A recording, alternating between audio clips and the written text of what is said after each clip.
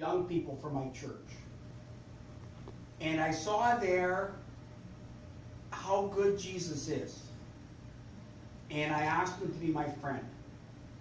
And my life turned around that night. A few years later, I finished an engineering degree at the University of Toronto, and then worked for 3 years as an engineer to become qualified as a professional engineer. And then I had the chance to go to Vancouver to do youth ministry, to meet high school students and show them Jesus, that they could ask Jesus to be their friend. And it was a great time. There's a lot of great adventures. One time took a group of 14 high school students on a 44-foot sailboat. We had a captain and 2 crew members, and we're going for a 3-day weekend sailing trip, and then we'd tell Bible stories on the quiet times.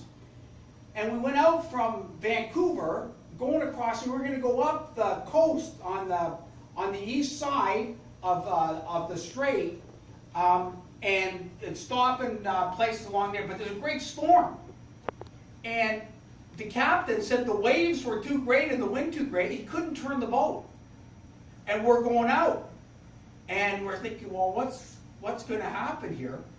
And usually on the boat, you could go up to the front, and if there's waves, there's a little walkway about 3 feet. You could walk out, hold onto the wire, and you go up and down on the boat. A lot of fun, and I've done that on other trips. But this time he said no, because the risk would be too high if you went overboard. They wouldn't be able to turn the boat around and go back and get you. So we weren't allowed to do that. We had to be safe. But he knew where there was a harbor on Vancouver Island, across the Great Strait, many miles across. He knew where it was, and he knew his navigation. So we went straight for the harbor. We got there, the trees around, safe, quiet, and we were fine. We were okay in that storm on the sea. Jesus, his friends, they go across on a boat on the Sea of Galilee, also called the Sea of Gennesaret. And they go 5 or 6 kilometers out, and then a great wind comes against them. And they're scared. It's dangerous. And they don't know if they're going to make it. And Jesus comes walking on the water. And he says to them, "Don't be afraid. It is I." And then immediately they get to shore and they're safe. And for us, we can have storms. There can be storms in our life, and we're wondering if we're going to make it. And as I was thinking of you guys, what are the storms in your life? Whatever they are, Jesus can help you get across. But I was thinking maybe one storm would be, you could have family or friends that don't seem to come often to visit you. And it seems lonely. And maybe you're sad. That's the storm you might be going through, or somebody beside you might be going through. Jesus promises to be with you. Not only do we receive him bodily here in our mouths, this is Jesus. It becomes a miracle. It's Jesus.